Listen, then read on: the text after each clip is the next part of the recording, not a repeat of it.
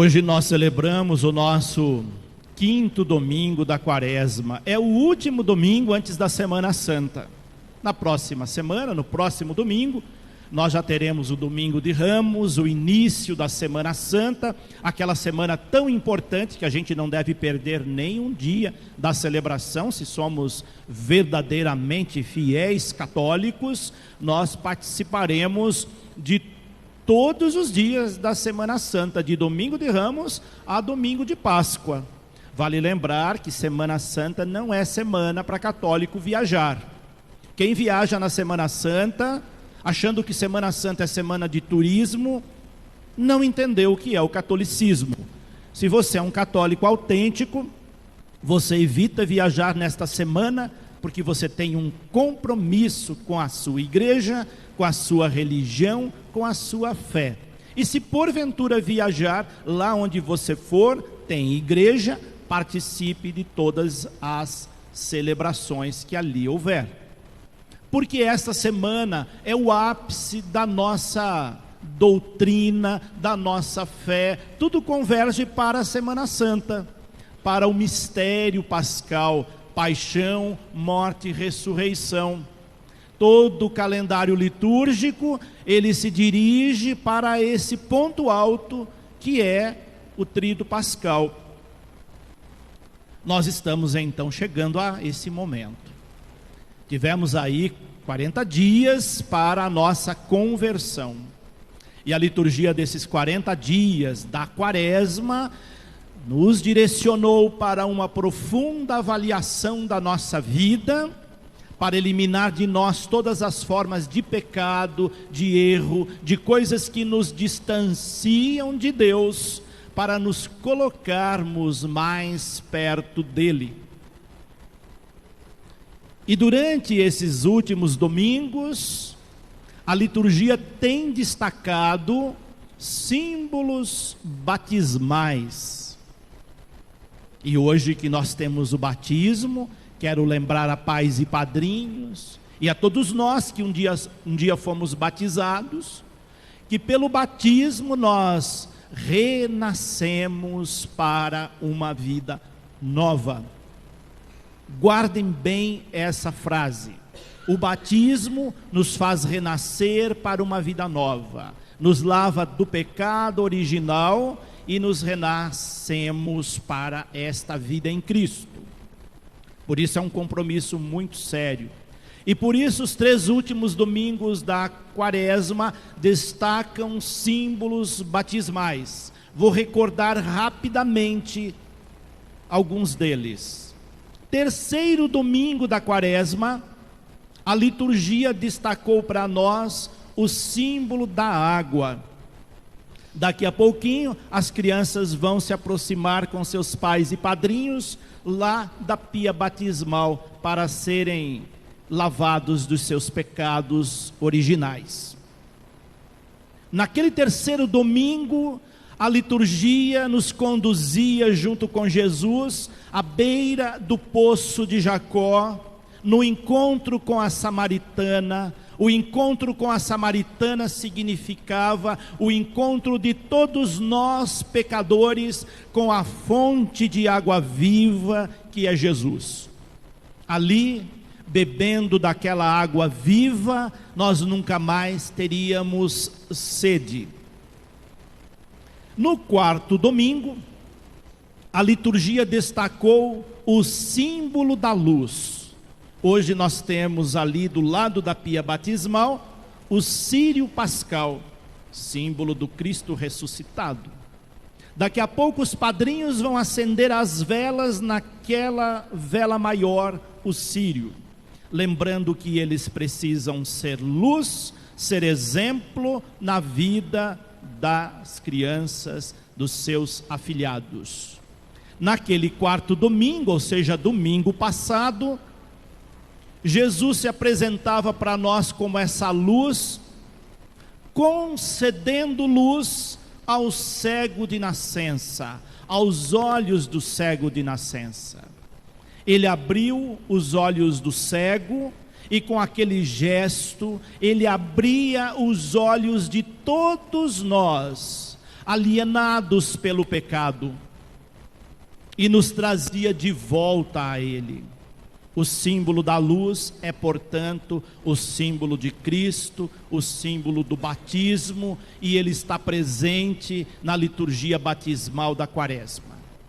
E hoje, no último domingo antes da Semana Santa, ele se apresenta para nós como a ressurreição e a vida. E quem nele crê, mesmo que morra, viverá para sempre. Jesus se apresenta para nós neste domingo por meio da ressurreição de Lázaro, por meio da ressurreição do povo no exílio da Babilônia na primeira leitura, e pelo Espírito que nos é concedido de Deus a nós na segunda leitura, ele nos dá uma prévia da ressurreição que celebraremos na noite da vigília pascal. E assim então nós entramos na dinâmica deste quarto domingo. Primeira leitura, um trecho de um texto muito maior do livro do profeta Ezequiel.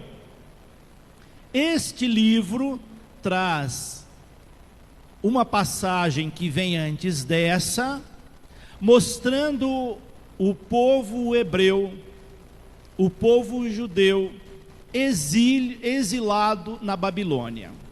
Exílio é uma situação de morte, é uma situação de escravidão, é não vida. Alguém que vive numa situação análoga à escravidão é uma pessoa que tem a sua vida minada, está numa condição de morte.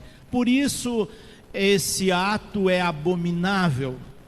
O povo hebreu estava exilado na Babilônia, estava como escravo. E aí Deus então suscita o profeta Ezequiel para ir lá no meio daquelas pessoas que estavam como ossos ressequidos, sem vida, sem esperança, sem nenhuma perspectiva, para anunciar a vida, a esperança, a volta para casa, a volta para a sua terra. Vejam a beleza desse texto, cheio de linguagem simbólica. Deus fala para o profeta Ezequiel anunciar que ele vai abrir as suas sepulturas, vai tirá-los delas e vai conduzi-los para a terra de Israel. E quando ele abrir essas sepulturas e fazer esse povo sair delas, eles vão saber quem é Deus. Quando Deus nos tira das nossas situações de morte, conduzida pelo pecado, nós reconhecemos quem é Deus. Aqui está a beleza, por exemplo, do sacramento da reconciliação, da confissão. Quando nós experimentamos o perdão de Deus, sentimos dentro de nós uma leveza tão grande, que é como se nós tivéssemos renascidos, porque estávamos mortos pelo pecado, e Deus concedeu-nos vida através do seu perdão, da sua misericórdia. Por isso, neste tempo, é tempo de fazer uma boa confissão. E se você que ainda não confessou para a Páscoa, dia 28, nós teremos aqui às 18 horas, a partir das 18 horas, o mutirão de confissão para a Páscoa. Não perca essa oportunidade. A confissão é um momento importante de lavar dos nossos pecados, como foi o povo de Israel, que naquele momento recebeu o Espírito de Deus, e os seus ossos ressequidos começaram a cobrir de nervos, de carne, a se reerguer. Essa é a imagem que Ezequiel traz nesta leitura, cujo trecho curto nós ouvimos hoje. É Deus concedendo vida, A ressurreição começa aqui, já agora. Experimentamos quando nós conhecemos esse Deus misericórdia na nossa vida. Mas para isso, nós precisamos deixar que o Espírito de Deus habite em nós. É o que diz a segunda leitura da carta aos Romanos. Nesta segunda leitura, Paulo destaca a comunidade dos romanos que, se o Espírito de Deus mora em nós, por mais que sejam difíceis as situações que enfrentamos, nós conseguimos nos reerguer. Agora, se nós vivemos segundo a carne, segundo as coisas do mundo, se a gente não dá importância às coisas de Deus, se a gente só busca Deus quando a gente precisa, nós vamos sentir Deus muito longe de nós. Porque tem aqueles que só vêm à igreja quando está precisando de alguma coisa. Como se a igreja fosse um supermercado. Faltou alguma coisa em casa, eu vou lá buscar. Estando abastecido, eu não preciso ir mais. Igreja não é supermercado, que a gente vai de vez em quando. Tem gente que vai mais ao supermercado do que à igreja. Pais e padrinhos, vocês que estão aqui hoje, gostaríamos muito de vê-los sempre aqui. Não só hoje, no dia do batizado. Porque se assim o fizeres, vocês estão dando um mau exemplo para os seus filhos e afilhados. Pais e padrinhos que só vão à igreja no dia do batizado, no dia de casamento ou na missa de sétimo dia, não pode dizer que é católico. Não dá exemplo para a criança e não pode exigir que ela seja católica. Eu sei que vocês ouviram isso na preparação de pais e padrinhos, mas não custa nada relembrar. Hoje vocês assumem um compromisso com essa criança. Ela não sabe o que está recebendo, mas vocês, supomos que vocês sabem. E por saberem, vocês têm uma responsabilidade de educá-la na fé católica. Se vocês querem que elas sejam batizadas, é sinal que vocês querem que elas sejam também praticantes da religião da qual ela foi batizada. Porque assim não for, ela ficará vulnerável a qualquer outra religião. Ela vai ser daquele tipo de católico que um dia vai numa religião, no outro dia vai noutra, no outro dia noutra, e não se firme em nenhuma, e fica vulnerável a qualquer cilada do inimigo. Cuide dessas crianças, eduque-as na fé católica, seja exemplo para elas, rezem em casa com elas. Venha à missa com elas, mesmo sendo pequenas. A criança chora na igreja, não tem problema. O choro é parte da vida da criança, todo mundo sabe disso. Mesmo que a criança chore na igreja, mesmo que ela corra para todo lado, não tem problema. É criança sendo criança. E você dando o seu exemplo de estar ali, mesmo que você tenha uma criança hiperativa, mas você está firme ali na igreja, educando-a na fé cristã pelo seu exemplo.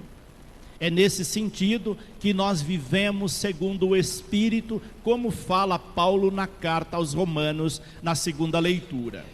E o evangelho de hoje, que é o evangelho da ressurreição de Lázaro, vamos entender esse evangelho não ao pé da letra, porque São João não permite essa interpretação. São João é um dos evangelistas mais teológicos, mais que Marcos, mais que Mateus e mais que Lucas. A teologia de João é carregada de simbolismo, de uma teologia profunda. Por trás de uma palavra, por trás de uma expressão, se desdobram infinitos conhecimentos teológicos, que não dá para a gente esgotar aqui, obviamente, mas é bom fazer uma interpretação. E eu quero interpretar aqui a ressurreição de Lázaro no sentido dessa vida resgatada do pecado. Por isso que o texto está hoje às vésperas da Semana Santa para nossa reflexão. Neste evangelho aparecem 4 personagens que cabe uma breve reflexão: Marta, Maria, Lázaro e o povo judeu. Nós trazemos dentro de nós um pouquinho de cada um deles. Esses 4 personagens representam 4 tipos de cristãos, de católicos. Veja em qual deles você se enquadra mais. O primeiro deles, a figura de Marta. Marta, Maria e Lázaro eram muito amigos de Jesus. Vocês lembram de uma outra passagem em que Jesus vai visitá-los e que Maria senta aos pés de Jesus para escutá-lo, e Marta fica muito preocupada com os afazeres. E naquele evangelho, ele vai dizer para Marta que ela anda muito preocupada, muito estressada com as coisas do dia a dia, e que Maria escolheu a melhor parte, que era ouvi-lo. Hoje, a figura de destaque nesse evangelho é Marta. Marta é aquela que crê. Marta representa aqueles que professam a fé. Marta representa aqueles que, mesmo diante de tragédias na sua vida, de perdas memoráveis, como a perda de um irmão, acredita, não perde a fé, vai ao encontro de Jesus, sabe que se Jesus estiver na sua vida, ela tem forças para enfrentar todas as dificuldades, todas as dores. Crer em Cristo não significa que nós estaremos isentos de dores, de sofrimento, mas significa que nós teremos a força adequada para enfrentá-las e superá-las. E Marta representa tudo isso. Ela faz uma bela profissão de fé. E Maria, neste evangelho, Maria fica sentada em casa.